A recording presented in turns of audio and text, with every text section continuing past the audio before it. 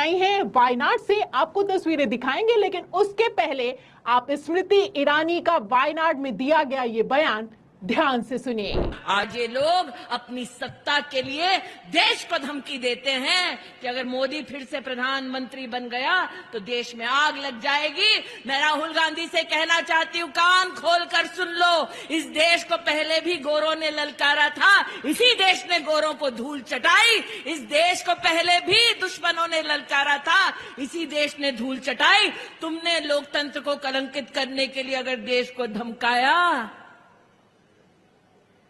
तो ये देश छेड़ता तो नहीं, लेकिन छेड़ा जाता है तो ये देश। संबोधन के दौरान क्या कुछ कहा, मैंने आपको बयान सुनाया। अब रोड शो की तस्वीरें दिखाती हूं।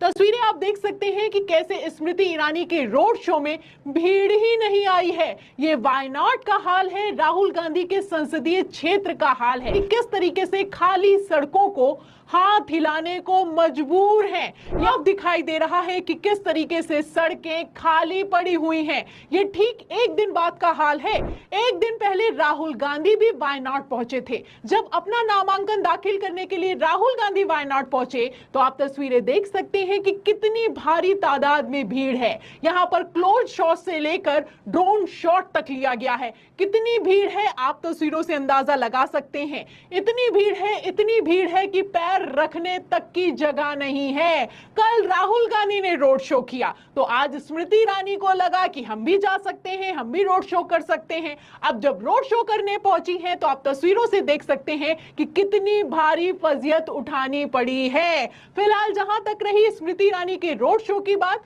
भीड़ तो आई नहीं, और जब भीड़ नहीं आई है तो स्मृति ईरानी का कहना है कि राहुल गांधी के रोड शो में जो भीड़ है वो मुस्लिम लीग के लोग हैं। मुस्लिम लीग के लोगों ने भीड़ लगाई है और वहां पर झंडा फहराया है।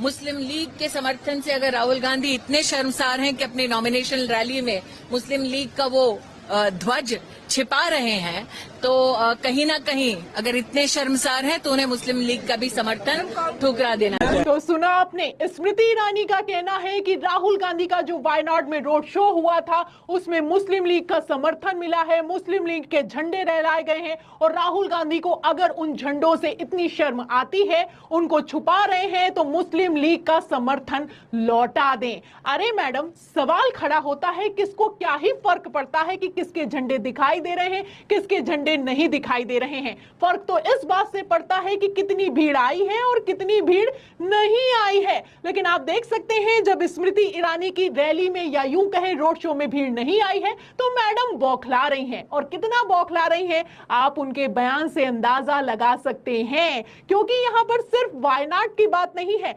वायनाड से इतर अमेठी में भी, जो कि स्मृति ईरानी का संसदीय क्षेत्र है, वहां पर भी मैडम की हालत खराब है। जब राहुल गांधी अपनी भारत जोड़ो न्याय यात्रा उत्तर प्रदेश से लेकर गुजरे तो वो अमेठी पहुंचे। जब वो अमेठी जाने वाले थे तो उसके पहले धारा 144 लगा दी गई, लेकिन ये धारा 144 भी राहुल गांधी के रोड शो में भीड़ को आने से नहीं रोक पाई। आप तस्वीरें देख सकते हैं कि अमेठी में भी कितना भारी जन समर्थन राहुल गांधी को मिला है। ये अमेठी है जहां पर स्मृति ईरानी छाती ठोक कर कहती हैं कि उन्होंने इस सीट को राहुल गांधी से छीन लिया है। अब छीन तो लिया है, लेकिन राहुल गांधी के प्रति पब्लिक का कितना प्रेम भाव है आप इन तस्वीरों से अंदाजा लगा सकते हैं। स्मृति ईरानी जो कि वायनाड में भी बेइज्जत हुई है, आपको बता दें अमेठी में भी बेइज्जत हो रही हैं। जब राहुल गांधी अपनी भारत जोड़ो न्याय यात्रा लेकर पहुंचे तब भयंकर भीड़ लग गई, और जब भीड़ लगी तो स्मृति ईरानी इतना टेंशन में आ गई कि वो भी दौड़ी दौड़ी अमेठी पहुंच गई, और जब अमेठी पहुंची तो पब्लिक ने घेर लिया। कैमरे के सामने कैसे बेइज्जत किया है आपको नहीं याद है? छोटा सा चंक है, वीडियो देखिए। ऐसा कोई नहीं करता। बाकी की जमीन बची वो भी हड़प लोगे। आधे घंटे में खाली करा भैया, वरना जमीन के सामने मैं तो बैठ जाऊंगी। मैडम जी बैठ जाइए, मैम बैठिए। मैडम जी बैठ जाइए, मैम बैठिए। भैया तो ये अमेठी का वीडियो है। जब राहुल गांधी अमेठी आने वाले थे उसके पहले स्मृति ईरानी पहुंचती हैं और किस तरीके से ठेकेदार को हड़काती हैं कैमरे के सामने आप वीडियो में साफ देख सकते हैं। मैडम का कहना है कि तुरंत कब्जा खाली करवाओ वरना मैं सामने धरने पर बैठ जाऊंगी। जैसे ही स्मृति ईरानी ये कहती है पब्लिक से एक लड़का चिल्लाता है कि अरे मैडम बैठ जाइए धरने पर, बैठती क्यों नहीं है। इस पर स्मृति ईरानी की बोलती बंद हो जाती है। तो अमेठी में भी फजियत उठा रही हैं और वायनाड में भी फजियत उठा रही हैं, लेकिन फिर भी स्मृति ईरानी कितना चीख रही हैं, चिल्ला रही हैं, आप उनके बयानों से अंदाजा लगा सकते हैं।